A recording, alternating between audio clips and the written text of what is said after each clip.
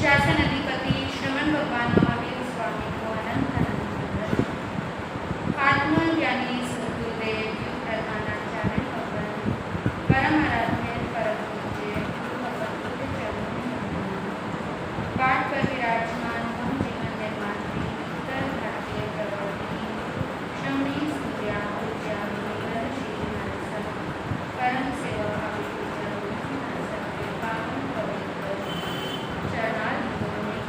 हृदय की रसी आस्था के साथ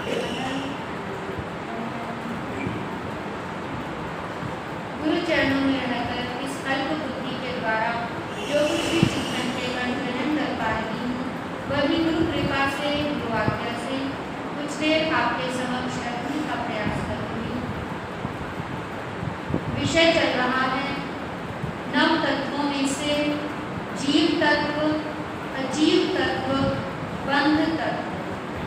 बंध तत्व की चर्चा में इसके साथ ही जो जुड़ते हैं पुण्य तत्व, पाप तत्व और आश्रव तत्व, क्योंकि जहाँ बंध आएगा वहाँ पर पुण्य, पाप और आश्रव ऑटोमेटिकली आएगा ही आएगा। पुण्य का मतलब शुभ कार्य, शुभ क्रियाएं, जो अच्छा कार्य किया जाता है जिससे दूसरे को लाभ मिलता है, दूसरे को सहायता मिलती है, वो पुण्य कार्य। जिससे किसी की हानि होती है, किसी का नुकसान होता है या दूसरे का बुरा किया जाता है, वो पाप कार्य है। पुण्य और पाप इन दोनों कार्यों को करने से कर्मों का आगमन होता है, उसका नाम आश्रव। और जैसे ही कर्म आएंगे, आने के बाद क्या होगा, उनका बंध होगा। तो ये चारों के चारों ये भी एक साथ चलते हैं। अब हमारी बात चल रही है बंध के संबंध में। कर्म शास्त्र में कर्मों की 10 अवस्थाएं आई। उन 10 अवस्थाओं में से भी पहली अवस्था का नाम क्या है?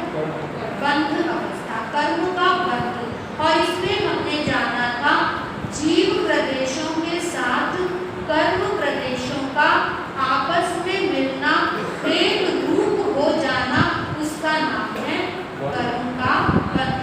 जीव प्रदेश और कर्म प्रदेश। प्रदेश का मतलब होता है स्मॉलेस्ट पार्ट। कोई भी चीज जब पूर्ण रूप में बनी होती है तो उसका एक छोटे से छोटा भाग होता है, उसका स्मॉलेस्ट पार्ट होता है, जिसे हम कहते हैं प्रदेश। जैसे कि बूंदी का लड्डू है, लड्डू हमें पूरा एक दिखाई देता है, लेकिन जब उसको बनाना शुरू किया होगा तो वो कैसे बना? बूंदी से बना। लड्डू क्या टुकड़े टुकड़े चुरा चुरा करते जाओ, एक बूंदी आपके हाथ में आएगी। उस बूंदी को भी और चुरा चुरा करोगे तो बिल्कुल बारीक से बारीक कण आपके हाथ में आ जाएगा। उस बारीक कण के और टुकड़े नहीं हो सकते। यानी जो लास्ट वाला प्रदेश है जिसके और टुकड़े नहीं होंगे, उसको हमने कहा प्रदेश। और जो हमें मतलब प्रदेश का ही एक भाग होता है परमाणु। परमाणु तो हमारे अनुभव में आता ही नहीं, प्रदेश उसके साथ जुड़ा रहता है और परमाणु उससे अलग हो जाता है। प्रदेश परमाणु में इतना ही अंतर है, जो वस्तु के साथ जुड़ा है वो प्रदेश है और जो वस्तु से अलग हो गया वो परमाणु है। लेकिन दोनों की जो साइज है दोनों का वो बराबर है, दोनों सबसे छोटा अंश है। तो यहाँ पर प्रदेश क्या कहा कि जीव के प्रदेश वो तो हमेशा जुड़े रहते हैं,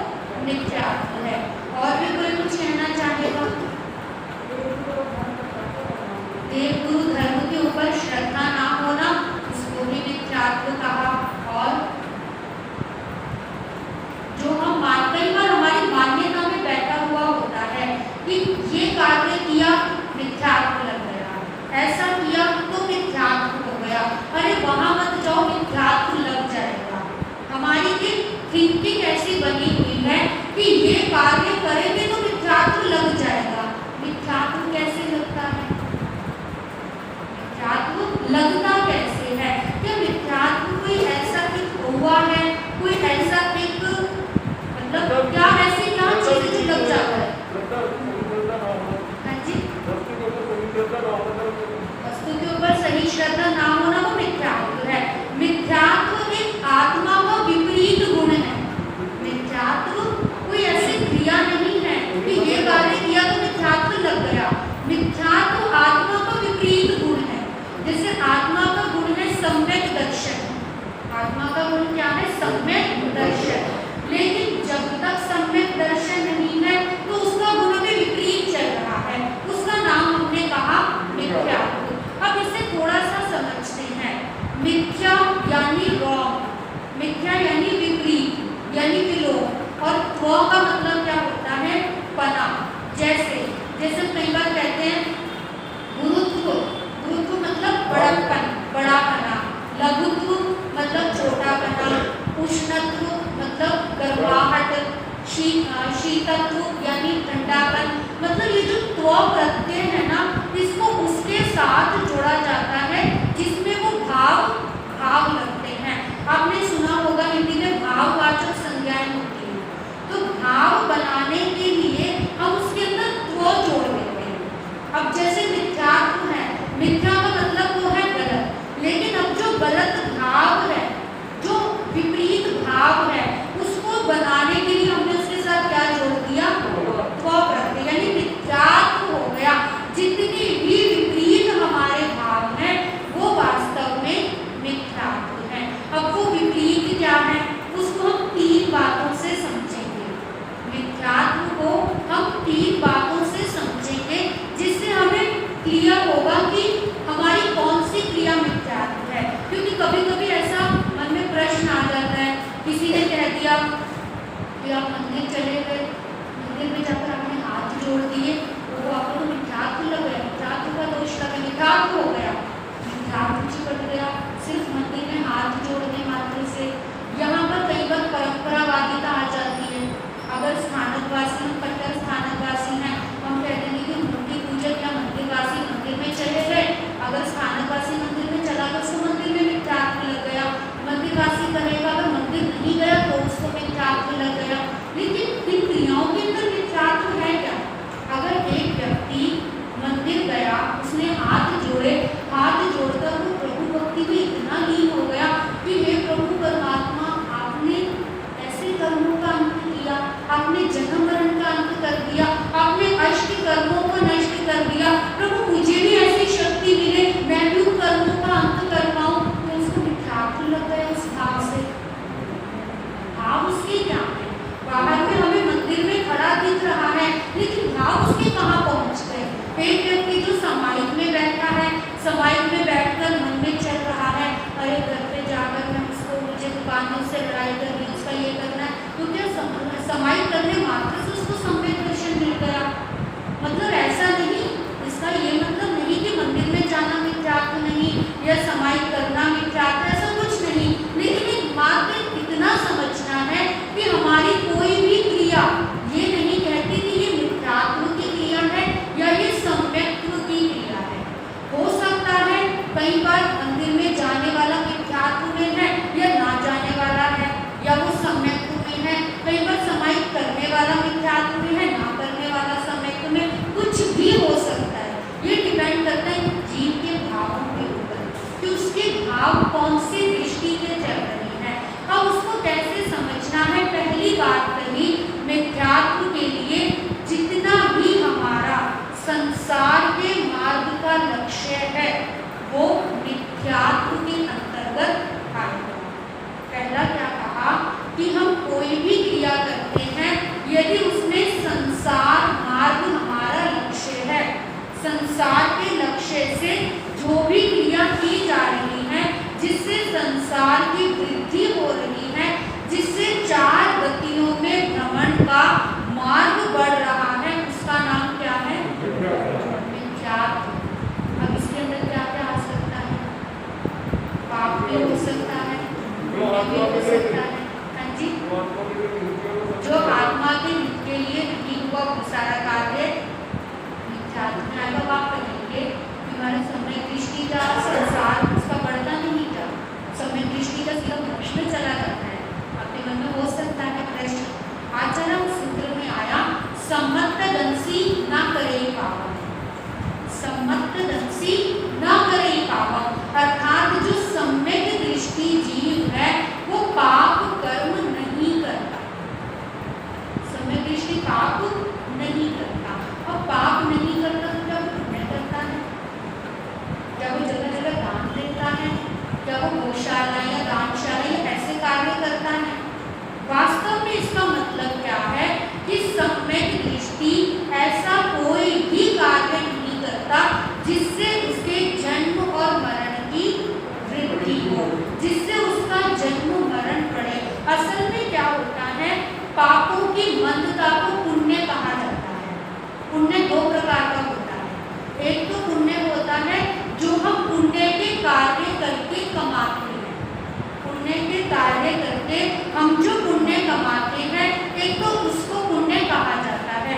वो पुण्य क्या करेगा, आपने जो दिया उसको वो बैलेंस उसका बैंक में अकाउंट में रखेगा और उसके बाद धीरे धीरे करके वो उसका साथ उसका इंटरेस्ट जुड़ता जाएगा और थोड़े समय के बाद आपको वो रिटर्न मिल जाएगा, वापस मिल जाएगा और आप उसका यूज कर सकते हैं। ये पुण्य कौन सा होता है, जो अधिकतर सभी लोग करते हैं, लेकिन उसका रिजल्ट क्या आता है। आज हमने कोई भी पुण्य कार्य किया, उसका रिजल्ट हमें मिल गया मनुष्य गति या देव गति, किसी भी गति में हम चले गए। उस गति में जाने के बाद ये वाला जो पुण्य है ना, ये पुण्य ज्ञान के बिना है, ये ध्यान रखना, ज्ञान नहीं है इसके अंदर, सिर्फ एक पुण्य कार्य संसार का हमारा चल रहा है और वो करते करते हमें उसका फल मिला, बड़ी सुख सुविधा मिल गई। कि सुख देंगे तो सुख मिलेगा, वो तो साधारण सी बात है, और उसके बदले में सुख मिल गया, ज्ञान तो आया नहीं। जब वो सुख मिला तो क्या होगी हमारी प्रतिक्रिया, बदले में आज हमने सुख के साधन जुटाए, कल वो सुख हमें मिल गया, प्रतिक्रिया क्या होगी, उसके अंदर आसक्ति आएगी, उसके अंदर प्रमाद आएगा, उसके अंदर लालसा जागेगी और ज्यादा इच्छा बढ़ेगी।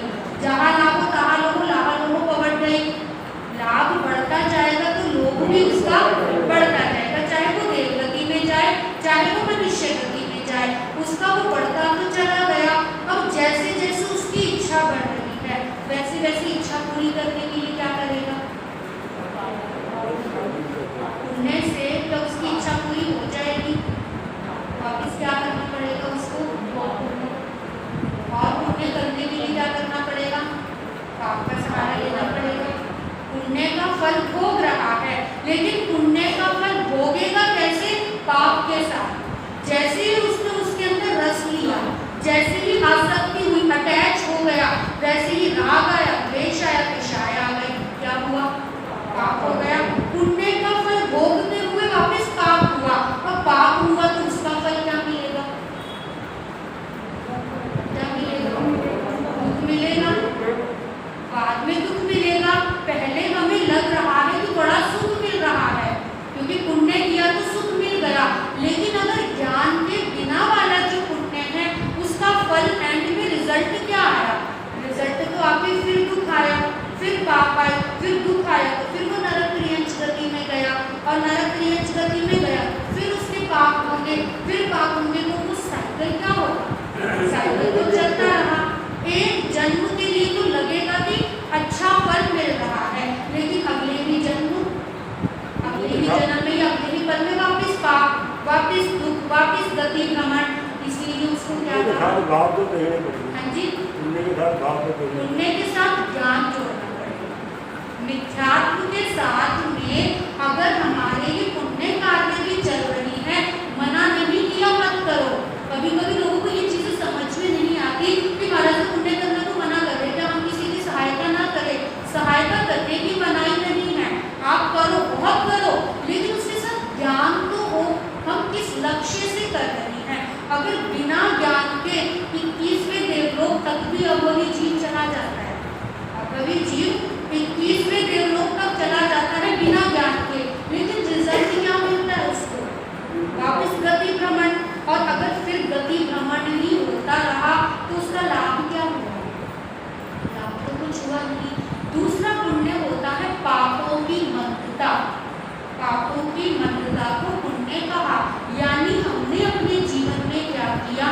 हिंसा, झूठ, चोरी, मैथुन, परिग्रह, क्रोध, मान, माया, लोभ, ये सब क्या है? पाप है। 18 प्रकार के पाप हैं। हमें ज्ञान आया, हमें समझ आई, हमने इन पापों को घटाना शुरू कर दिया, पापों को कम करना शुरू कर दिया। जैसे जैसे पाप कम होते जाएंगे हमें पुण्य करना नहीं पड़ेगा। अगर पाप नहीं है तो क्या होगा? पुण्य तो नेचुरल हो रहा है, क्योंकि कर्म तो बंधेगा। जब तक हमारे बाहरी भाव हैं कर्म तो बंधेगा, या तो पाप का बंधेगा या पुण्य का बंधेगा। अगर हमने पाप वाला अकाउंट को बंद कर दिया कि पाप तो मैं कर ही नहीं रहा, मैंने उन सब चीजों को धीरे धीरे करके समेट लिया, तो जितने जितने अंश में पाप का अकाउंट हमारा बंद होता गया उतने अंश में पुण्य का अकाउंट बढ़ता जाएगा। और वो पुण्य कैसा होगा? क्योंकि ज्ञान है, समझ है, पाप घटाया है। अब उस पुण्य का जो हमें फल मिलेगा, उस फल का रिजल्ट ये मिलता है कि उस पुण्य के फल में हमारी आसक्ति नहीं होती, क्योंकि वो आसक्ति वाला अकाउंट हमने पहले बंद किया हुआ है, उसको बंद किया है। तो जो अब फल मिलेगा वो हमें संसार में चिपकाएगा नहीं, संसार में उलझाएगा नहीं। जैसे शालीभद्र का उदाहरण आता है। शालीभद्र ने जो मुनि को आहार दिया, उस बेचारे बच्चे के मन में तो कोई लालसा नहीं, कोई स्वार्थ नहीं, कुछ नहीं था। उसने निस्वार्थ भाव से सुपात्र दान मुनि को दे दिया। अब निस्वार्थ भाव से जो उसने दिया, उसके जो लालसा के भाव पाप था, भले ही बच्चा है लेकिन लालसा पाप तो है, और उसने उसको रोक कर फिर उसने पुण्य किया। पुण्य के लक्ष्य से नहीं किया, सिर्फ उसने अपने लोभ के ऊपर कंट्रोल किया, तो अब उसका सहज में पुण्य बंध हुआ। उस पुण्य बंध से उसको कितना सुख मिला? शालीभद्र से रिद्धि सिद्धि मिले, आज भी लोग कहते हैं। उसको इतना जो फल मिला, आप सोच कर देखिए। 32 उसकी रानियां, रोज ऐसा जो कहा जाता है कि देवलोकों से 32 बेटियां आती थी। इतना सुख संपदा के राज्य श्रेणी देखता रह गया कि मेरे राज्य में इतना धनाढ्य भी कोई है जिसने कभी खिड़की के बाहर की दुनिया नहीं देखी।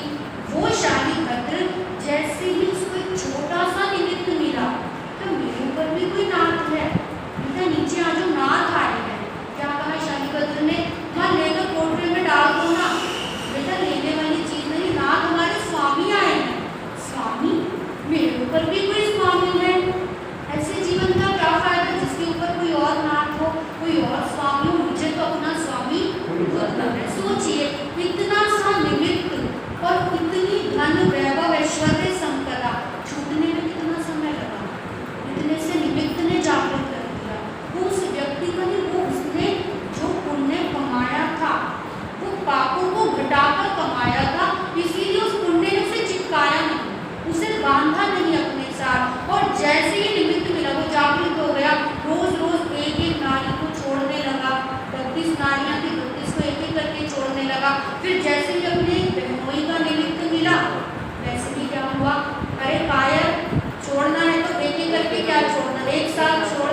कहानी को आपको सबको पता ही है, हमें कंटेंट समझना है। फिर वैसे ही उसने क्या किया? एक साथ त्याग किया और कहाँ गया? सीधा चल पड़ा संयम मार्ग पर। एक जन्म लेकर मोक्ष को चला जाएगा। मतलब कहने का मतलब क्या है कि जब जीवन में पाप घटते जाते हैं और उसके बदले में जो हमारा पुण्य होता है वो हमें संसार में गतियों में भटकाता नहीं, और सिर्फ जो पुण्य के लक्ष्य से क्रिया की जाती है वो संसार में भटकाती रहती है। इसीलिए उस पुण्य को मिथ्यात्व का नाम दिया जाता है। और इसके अंदर ये भी चीज है, जो मान लो आपके पास धन वैभव सुख सुविधा है, एक तो है कि आप उसका खूब संसारी भोगों के लिए उसका प्रयोग कर रहे हैं, अपने ऐशो आराम के लिए, सुख सुविधाओं के लिए। उस धन से तो क्या हो रहा है? पाप कमाया जा रहा है। अब आप कहो कि पुण्य तो महाराज ने कहा कि मिथ्यात्व है, पुण्य तो कर्म एकांत रूप से कोई भी बात नहीं कि पुण्य मिथ्यात्व, ऐसा नहीं है। अगर आप उस धन वैभव से उस सुख सुविधा का लाभ पाप करने में उठाते हो तो उससे तो अच्छा है कि आप पुण्य कर लो। उससे अच्छा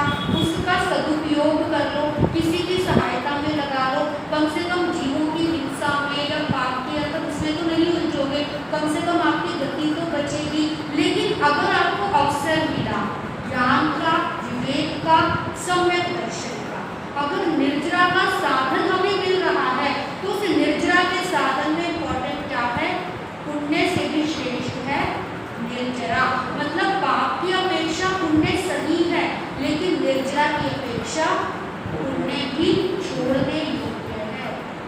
पुण्य तत्व उपादेय भी है और हेय भी है। उपादेय मतलब ग्रहण करने योग्य और हेय मतलब छोड़ने योग्य। कब है छोड़ने योग्य?